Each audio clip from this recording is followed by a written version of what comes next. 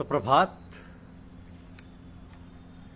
ईश्वर के भजन की एकाग्रता, यह हमारी आज की आध्यात्मिक चर्चा का विषय। ईश्वर के भजन की एकाग्रता। महात्मा अबू अब्दुल्ला अल राजी का कहना है कि महात्मा इब्न अलंबारी ने मुझे एक ऊनी चोगा दिया। मैंने संत शिवली जो समय वहीं थे के सिर पर एक टोपी देखी। मैंने सोचा कि वह टोपी यदि मुझे मिल जाती तो इस चोगे के साथ खूब जमती। संत शिवली जब चलने को हुए तो अपनी आदत के अनुसार उन्होंने मेरी ओर देखा, जिसका मतलब था कि मुझे उनके साथ चलना चाहिए। जब मैं संत शिवली के साथ उनके घर पहुंचा तो उन्होंने चोगे और टोपी दोनों को आग में जला दिया। जब मैंने संत शिवली से इसका कारण पूछा तो आपने कहा कि मैं नहीं चाहता कि तुम्हारा दिल ईश्वर की इच्छा के अतिरिक्त किसी अन्य वस्तु की इच्छा करे। मैंने दोनों चीज़ें जो तुम्हें ईश्वर से अलग किए हुए थी नष्ट कर दी। अब तुम एकाग्र होकर ईश्वर का भजन कर सकोगे। तो आमतौर पर भक्त ऐसे इष्टदेव की भक्ति करता है जिसका वो सुगमता से ध्यान कर सके। उसका भगवान कोई व्यक्ति भी हो सकता है, कोई चित्र, प्रतिमा अथवा कोई मूर्ति। तो भक्त भगवान का ध्यान उसकी शक्तियों से लाभ प्राप्त करने के लिए करता है। उसकी इच्छा होती है कि उसके पूजनीय के गुण तथा शक्तियाँ उसके अंदर प्रविष्ट कर दें, जिससे उनसे लाभ प्राप्त कर सके और जीवन में सफलता के सोपान पर चढ़ने के साथ साथ अपने आराध्य तक पहुँच सके। ध्यान के लिए वो कोई भी तरीका अपना सकता है। अपने आराध्य के प्रतिमा या मूर्ति अपने पास रख सकता है या फिर उसके गुणों को अपने में आत्मसात कर उस तक पहुंच सकता है। तो प्रतिमा का ध्यान करने के अतिरिक्त तो और कोई विशेष महत्व नहीं, क्योंकि प्रतिमा ना तो उसे आकर्षित कर पाती और ना ही अप्रसन्न। सभी भक्त इन देवी देवताओं की पूजा तथा उनकी प्रतिमाओं के प्रति श्रद्धा भी देवी देवताओं के गुणों के कारण ही व्यक्त करते हैं। तो जब भी हम भक्ति शब्द की चर्चा करते हैं तो हमारा ध्यान भक्ति द्वारा भगवान की मूर्ति अथवा प्रतिमा को स्नान कराने, वस्त्र पहनाने, भोजन का भोग लगाने, आरती पूजा करने, व्रत रखने, शरीर को तरह तरह के कष्ट देकर तप करने, मंत्रों का जाप करने अथवा तीर्थ स्थानों की यात्रा करने जैसे कर्मकांडों की ओर हो जाता है। इन कर्म कांडों द्वारा ईश्वर के प्रति श्रद्धा तो उत्पन्न होती है, परंतु वह स्थायी नहीं होती। ईश्वर प्राप्ति की इच्छा तो जागृत होती है, पर उसका समाधान नहीं होता। शुद्धा तो उत्पन्न होती है, परंतु तृप्ति का कोई उपाय नहीं सूझता। तो कर्मकांड ईश्वर प्राप्ति की ओर अग्रसर तो करते हैं, परंतु वह पर्याप्त लक्ष्य पर नहीं पहुंचाते। कहते हैं कि मानव योनि 84 लाख योनियों के पश्चात प्राप्त होती है, इसलिए इस योनि को दुर्लभ कहते हैं। मानव जन्म दुर्लभ है, होता न बारंबार। इस योनि में आने पर मानव जीवन का परम लक्ष्य ईश्वर की प्राप्ति करना है। इसलिए मानव योनि को सर्वोत्तम योनि भी कहते हैं, क्योंकि इस योनि में जीव इतना अधिक चेतन होता है कि वह अपने मूल स्वरूप यानी ईश्वर को पहचान सकता है, परंतु केवल गुरु की कृपा द्वारा ही संभव है। गुरु से ब्रह्म ज्ञान प्राप्त करने के पश्चात भक्त की भक्ति के सभी तत्व सदगुरु के चारों ओर इस प्रकार घूमते हैं जिस प्रकार सूर्य के चारों ओर नक्षत्र। तो भक्त का एकमात्र ध्येय सदगुरु को प्रसन्न करके उनका आशीर्वाद प्राप्त करना होता है। कहा जाता है कि भक्त बुल्ले शाह ने अपने गुरु इनायत शाह को प्रसन्न करने के लिए नृत्य सीखा, फिर उनके सम्मुख स्त्री का रूप धारण करके नृत्य किया था। ऐसी निश्चल भावना द्वारा भक्त अपने सदगुरु को रिझाने का प्रयास करता है। इसी तरह सदगुरु को प्रसन्न करने के लिए भक्त स्वयं को सदगुरु के प्रति पूरी तरह समर्पित कर देता है। वो अपने अहम को त्याग करके सदगुरु के आदेश उपदेश के अनुसार जीवन व्यतीत करता है। वो मानव मात्र की सेवा इस भांति निस्वार्थ भाव से करता है जिससे सदगुरु प्रसन्न हो। भक्त हर समय स्वयं को सदगुरु के प्रति कृतज्ञ समझता है और इसलिए उसका गुणगान करता रहता है।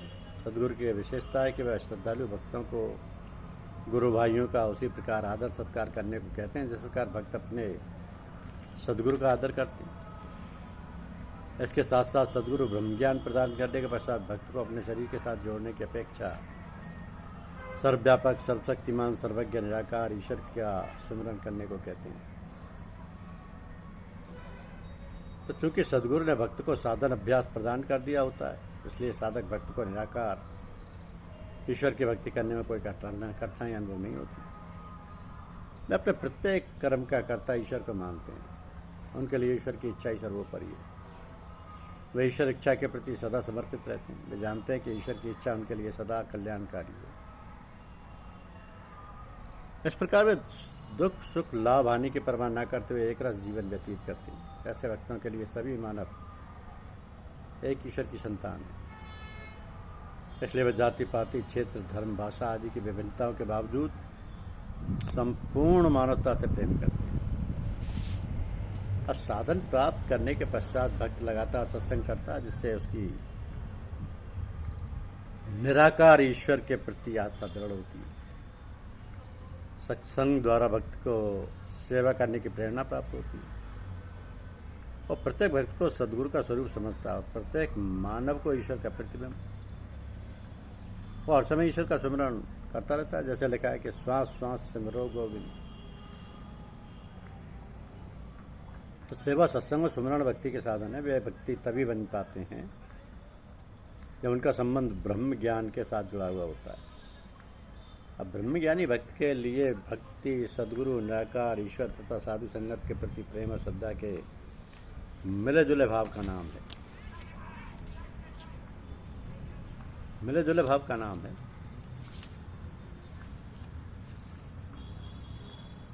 तो सेवक को साधना तो करनी, लेकिन ये साधना गुरु के माध्यम से हो तो और भी अच्छा, सबसे अच्छा। श्री ताराकांत राय बंगाल के कृष्णनगर राज्य के उच्च अधिकारी थे। नरेश उन्हें अपने अनन्य मित्र मानते थे। राजकाज के अलावा व्यक्तिगत समस्याओं पर भी उनसे परामर्श करते थे। राजा ने महल में एक कक्ष उन्हें निवास के लिए दे दिया। तो श्री राय एक दिन आधी रात के बाद अपने निवास स्थान पर पहुंचे। उस दिन भयंकर शीतलहर चल रही थी। उनका पुराना नौकर दिन भर काम करते करते थक गया था। उसे मालूम था कि श्री राय रात को नहीं लौटेंगे और अगली सुबह ही वापस आएंगे। तो वह उनके शयन कक्ष में पहुंचा। थक जाने के कारण सैया के पायदाने पर ही बैठते ही वो सो गया। श्री राय आधी रात के बाद लौटे। शयन कक्ष में पहुंचे तो सेवक को सैया पर सोते पाया। उन्होंने चटाई उठाई, उसे जमीन पर बिछाया तथा चुपचाप सो गए। अब नरेश को सुबह एक आवश्यक संदेश भी श्री राय को देना था। वो सब उनके शयन कक्ष में पहुंचे तो दृश्य देखकर हक्के बक्के रह गए। उन्होंने पूछा, राय महाशय ये क्या बात है? सेवक सैया पर सो रहा और आप जमीन पर। उनका ये दिन भर काम करते करते थक कर सो गया था। इसे जगाना मानवता के विरुद्ध लगा। मैं आनंदपूर्वक चटाई पर सो गया। राजा श्री राय के शब्द सुनकर हतप्रभ थे। इसलिए कहते हैं कि मैं हिंदू हूं, मैं ईसाई हूं, मैं मुसलमान, मैं डॉक्टर, मैं इंजीनियर, किंतु मैं इन सब में सर्वव्यापक तत्व है। यही आत्मा ब्रह्म ईश्वर है। ईश्वर का सत्ता को नकारना, स्वयं को नकारना, ये कुछ ऐसा ही है जैसे कोई अपनी जीभ से कहे कि मेरी जीव ही नहीं है। ईश्वर हम सब में, सभी जीवों में सर्वत्र विद्यमान है। वह आकाश की भांति है। आकाश सर्वत्र व्याप्त है। सारी सृष्टि आकाश में स्थित है। मान लीजिए हम एक घर बनाते हैं। घर बनने से पहले वहाँ आकाश विद्यमान था। घर बनने के बाद उसी आकाश में ही वह स्थित है। अगर घर गिरा भी दिया जाए तो भी वह आकाश विद्यमान रहेगा। ईश्वर भी ऐसा ही है। उनकी सत्ता, ईश्वर की सत्ता है, परिवर्तित रहती है, भूत भविष्य एवं वर्तमान। तो आपके हृदय में एक प्रश्न उठ सकता है कि यदि ईश्वर सर्वत्र है तो उसे मैं देख क्यों नहीं पाता? विद्युत को हम आँखों से नहीं देख सकते, लेकिन किसी सक्रिय एजेंट में या सक्रिय सर्किट में अगर उंगली डालें तो हमें उसके होने का पूर्ण अनुभव हो जाएगा। मन ही मानव के बंधन एवं मुक्ति का कारण है। धर्म वो आस्था है जो मन को विभिन्न विचारों, भावनाओं तथा बाह्य वस्तु पर निर्भरता से मुक्त कराती है। तो परम स्वाधीनता की स्थिति तक पहुंचाने में सहायता करती है।